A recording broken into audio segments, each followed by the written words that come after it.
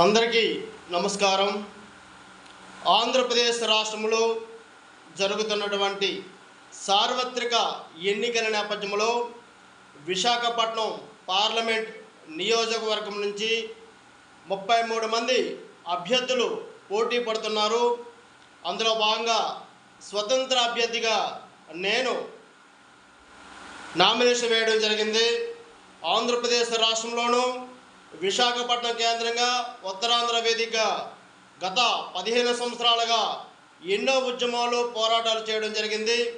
ముఖ్యంగా విశాఖపట్నం కేంద్రంగా Visakha railway zone ఏర్పాటు చేయాలని, ఉత్తరాంధ్ర ప్రాంతానికి ప్రత్యేకమైనటువంటి ప్యాకేజీ నిధులు కూడా కేటాయించాలని, ఆంధ్రప్రదేశ్ రాష్ట్రానికి ప్రత్యేకమైనటువంటి హోదా కల్పించాలని చెప్పేసి కూడా ఢిల్లీ వేదికగా ఎన్నో ఉద్యమాలు ఎన్నో పోరాటాలు చేయడం జరిగింది. కాబట్టి ఈ నేపథ్యంలో ప్రస్తుతం జరుగుతున్నటువంటి ఎన్నికల నేపథ్యంలో స్వతంత్ర అభ్యర్థిగా నేను పోటీ చేస్తున్నా. కాబట్టి ప్రతి ఒక్కరూ కూడా